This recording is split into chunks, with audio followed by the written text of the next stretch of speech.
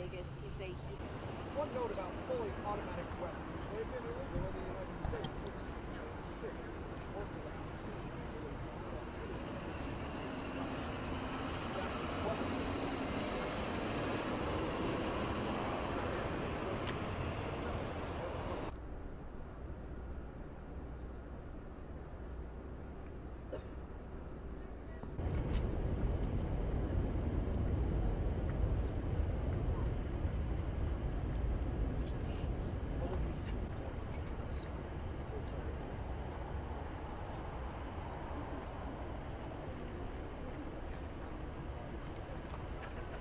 Question. What was the concert last night?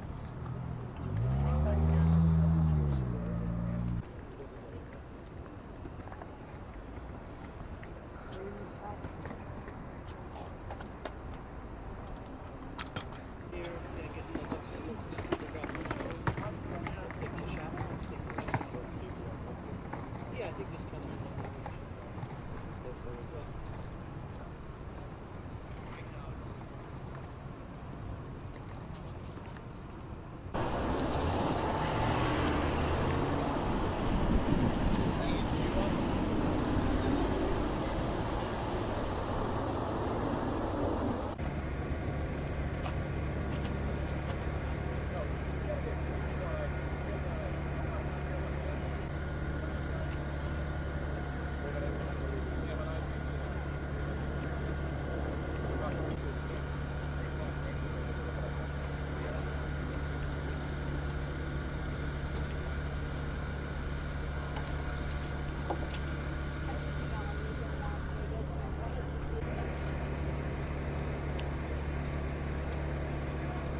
Vocês vão ajudar a entender as distâncias entre o hotel, o local do show, a avenida. E ali ao lado, outro grupo também de agentes do FBI estão vasculhando cuidadosamente no asfalto da Las Vegas Boulevard, a avenida mais famosa da cidade, em busca também de provas.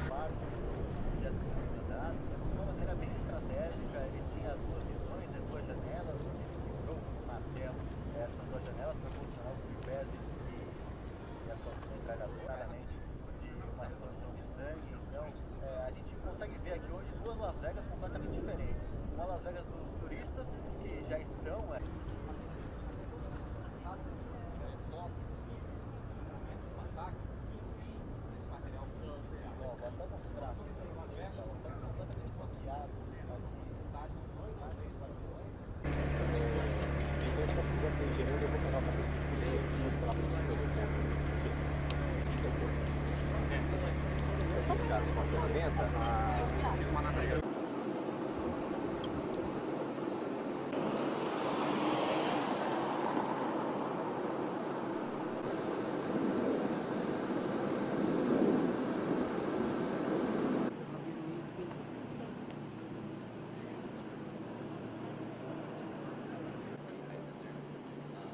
Have you gone to our headquarters yet? Because they're talking, will MG...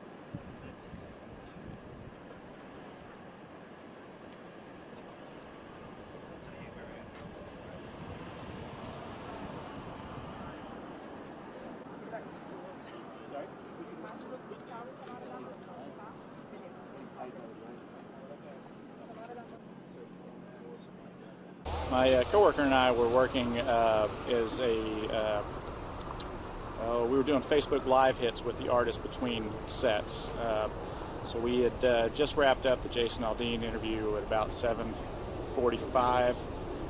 Started breaking down all our gear. Our setup was staged right in front of the audience. Started breaking down all our gear. By this point, Jake Owen just finished his set.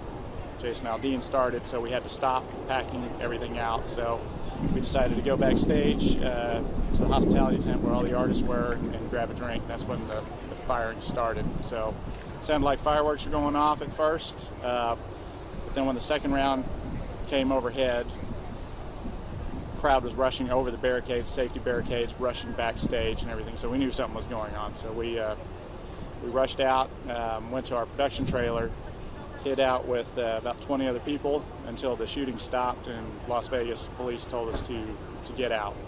So at that point, I don't know, shooting may have stopped 5 minutes before we actually left.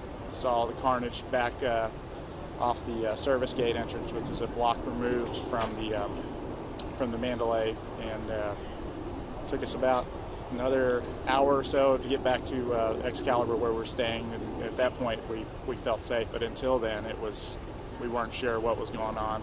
We had no news that it was just one shooter. It could have been multiple shooters, but yeah, we're just we're thankful to be okay. Everybody on our crew was fine. You know, we're just heartbroken for all those that have been lost.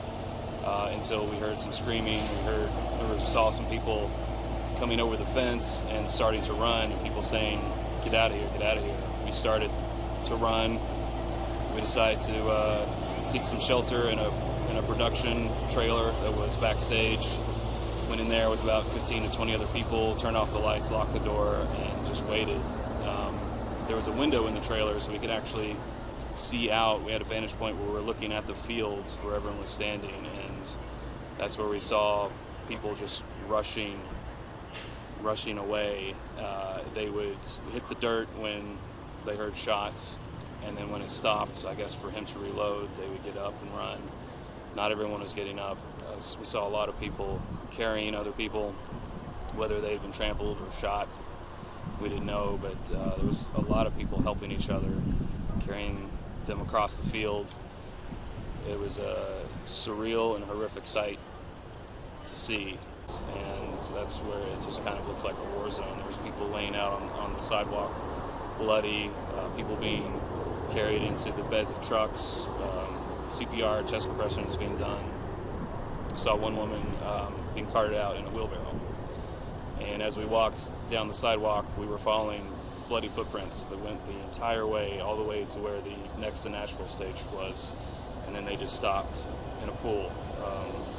Presumably she was picked up, put in a car, put in a truck, I don't know. But And he had a clear view of fire, and he was just laying down fire on us. Made the turn to come back up the other side of the event, and that's when I saw the carnage. There was just people, it was just puddles of blood. Literally puddles of blood. I myself came up, there was a young man, he's probably 25, and he was shot right through the upper right leg.